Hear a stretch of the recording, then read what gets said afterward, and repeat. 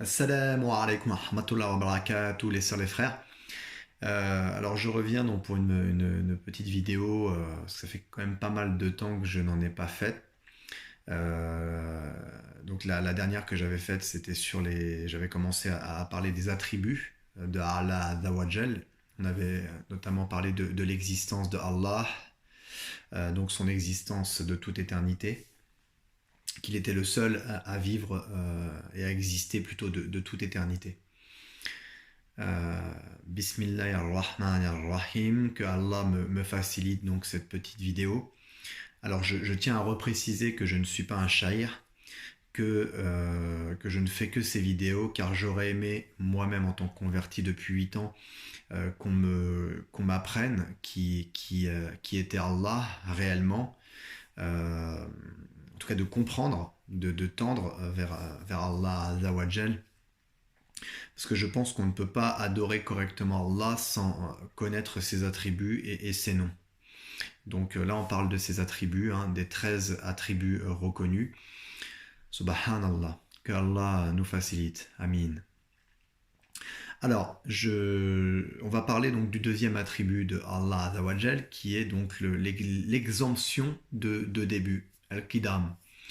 Donc, il est clair que pour tout croyant, tout musulman, mais surtout tout croyant, parce qu'il y a des musulmans hypocrites, et que Allah nous préserve de l'hypocrisie, de munafiq. Donc Al-Qidam, qui signifie donc l'exemption de début, n'est attribué qu'à Allah Azawajal. Donc, quand on dit que Allah est Qadim, c'est que il est donc exempt de début. Voilà, de début. Contrairement à ces créatures, à toutes ces créatures, que ce soit l'eau, la première créature qui a un début, l'univers, les êtres humains, voilà, toutes les créatures terrestres, universelles, ont un début. Alors, par contre, il faut faire attention parce qu'on peut retrouver ce terme en arabe, donc al-qadim, mais dans d'autres contextes. Et quand ce terme qadim est utilisé dans un autre contexte, il signifie pas le fait que ce soit exempt de début, mais il signifie qu'il y a un temps qui s'est écoulé, d'accord, et que ça fait longtemps en fait. Quand on parle d'une créature qui est qadim, c'est que il est né il y a longtemps, mais il y a un début, d'accord. Par contre, quand ce terme est utilisé pour Allah Azawajal, il n'y a pas de début, il n'y a pas d'antériorité. Subhanallah. Et c'est valable pour le terme azali, pareil, qui signifie que comment dire, qu'il n'y a pas de début à son existence concernant Allah Azawajal. Voilà. Donc, il faut faire attention à cette nuance.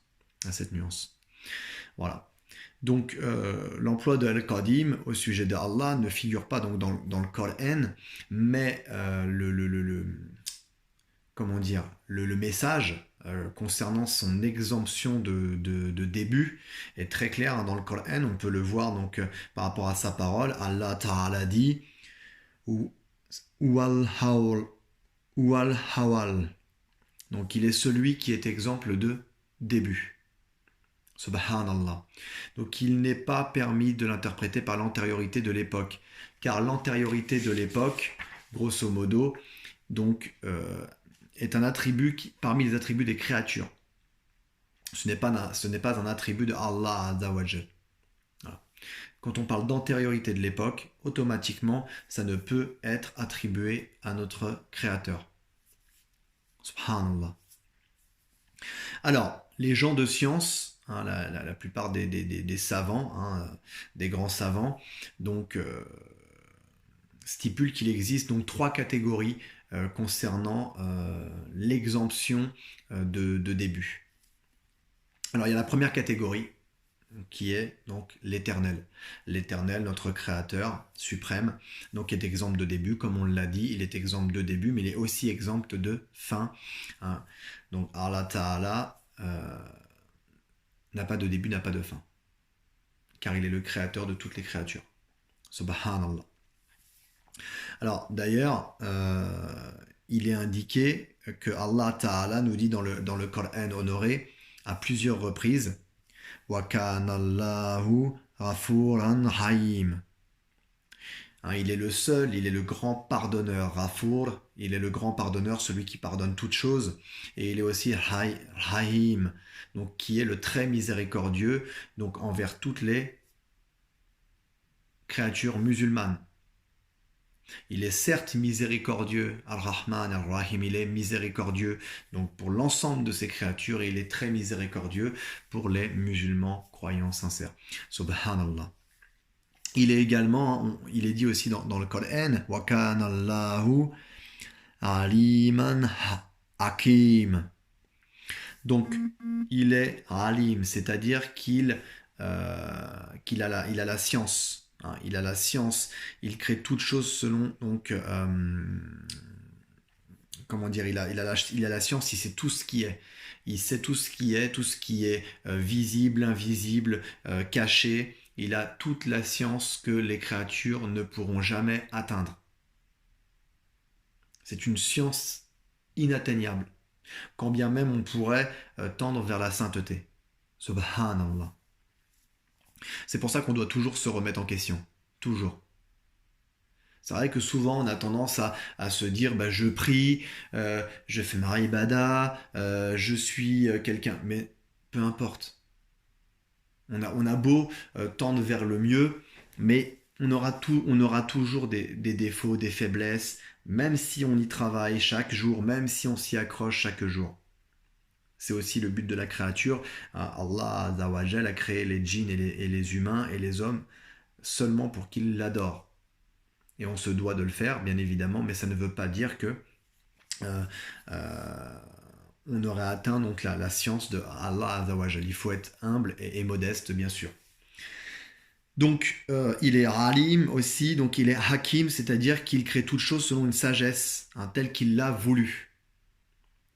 Tout est sagesse, c'est-à-dire que tout ce qu'il a créé, le message qu'il nous a transmis, il y a une sagesse dans tout ce qui est dit. Et on a tendance à tergiverser et à faire des équivoques sur des choses qui sont sans équivoque, qui sont très claires. Mais on a besoin de se rassurer, de se dire, bah ouais, mais comme je le fais, bah, je vais trouver une excuse. Subhanallah. Alors que Allah Azawajal sait mieux. Il connaît le passé, il connaît le futur, il connaît le présent. Alhamdulillah. Qu'Allah nous facilite sa compréhension. Amin. Donc l'exemption de début dans le Coran, même si le terme n'y est pas directement, il est très clairement décrit par sa toute puissance, par sa toute grandeur et par son immensité. Subhanallah. Allah al-Azim. Cependant, on peut le retrouver donc dans le hadith Sahih de Bukhari qui dit, je cite, Kana Allahu wa lam yakun shay'un ghayr. Ce qui signifie que Allah est de toute éternité et que nulle autre créature est de toute éternité. Nulle autre créature que Allah est de toute éternité. Subhanallah. Donc, Allah donc, est exemple de début, est exemple de fin. Donc, on ne peut pas... un musulman qui dirait que le monde dans lequel on vit, est éternel, c'est-à-dire qu'il n'aura jamais de fin, ou comment dire que ce monde n'a jamais eu de début, c'est-à-dire qu'il est éternel, d'accord, sans début, sans fin, tombe dans l'apostasie, tombe dans la mécréance. Pour quelqu'un qui se dirait musulman, bien sûr. Subhanallah, que Allah nous facilite la compréhension et sa science, amin. Voilà, donc on se doit de comprendre et de considérer que Allah ne peut pas avoir l'existence de ces créatures comme on l'avait dit dans la vidéo de la tribu de l'existence. Alors, la deuxième catégorie, concernant donc l'exemption de début, donc il y a aussi ce qui est éternel sans fin, mais et qui n'est pas éternel sans début. C'est-à-dire le paradis et l'enfer.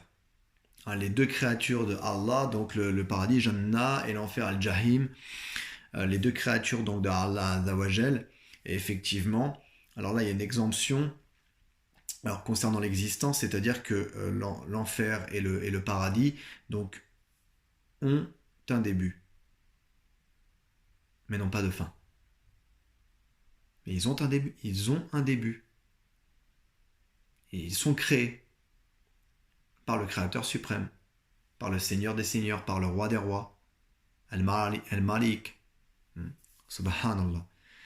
Et la troisième catégorie, ce sont toutes ces créatures, c'est-à-dire nous, l'univers, le soleil, la lune, les végétaux, l'eau, le trône, Al-Arsh. Subhanallah. Al-Kursi, les anges.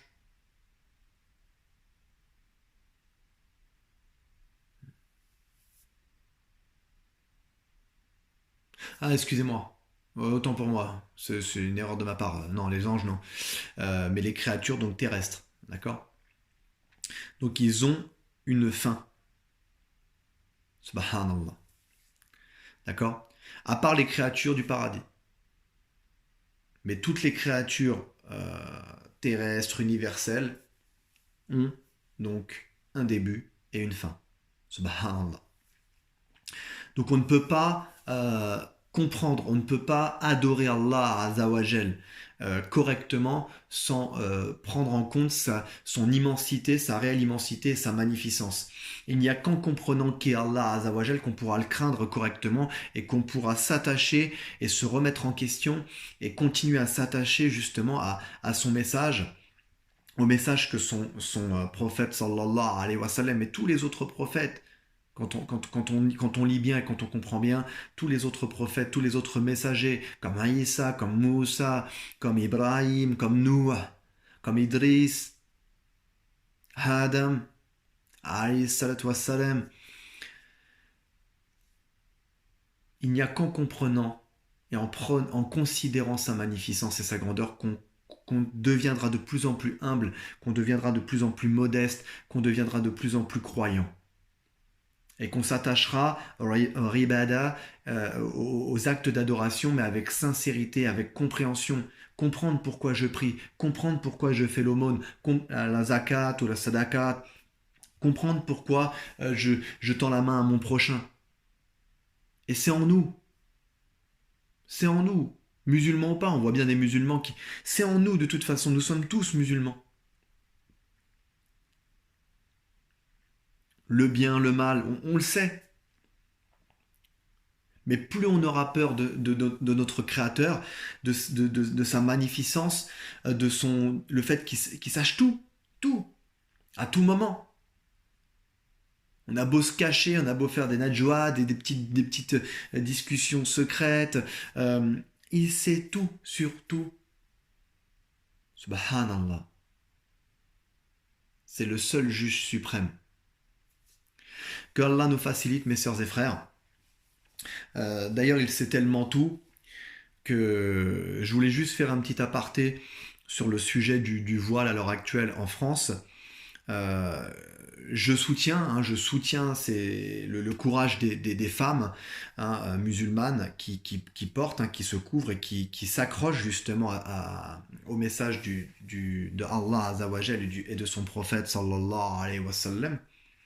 Mais ce que je veux dire, c'est que je pense qu'il ne faut pas rentrer il ne faut pas se mettre au même niveau, le dire, l'exprimer, bien sûr, que ce soit dans la rue, que ce soit par le biais de vidéos, d'écrits, d'actes dans la vie de tous les jours, bien sûr.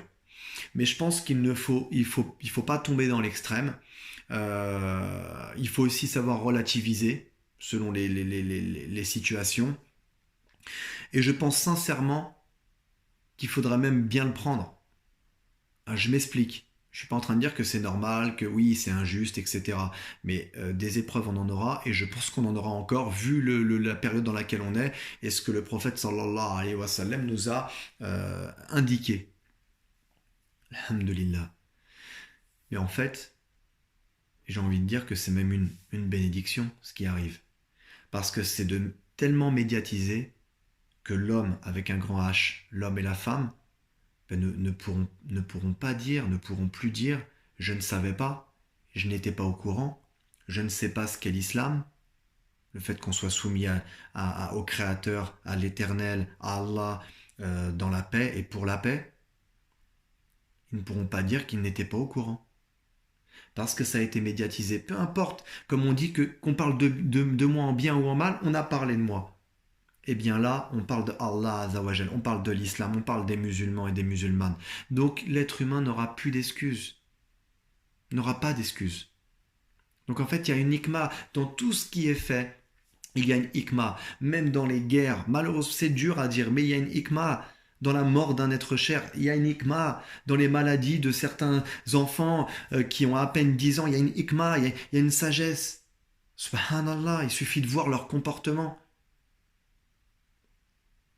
Dans la pauvreté, il y a une hikmah. Dans la richesse, il y a une hikmah. Chacun devra rendre des comptes de ce qu'il a fait, de ce qu'il n'a pas fait. Subhanallah. Je vais m'arrêter là.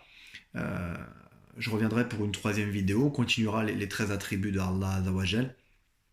Voilà, comme je dis, hein, je ne suis pas un shaïr. J'essaie juste de faire au mieux, d'apprendre comme tout le monde, d'apprendre par le biais de savants, d'apprendre dans les livres, d'apprendre, voilà, de confronter les idées.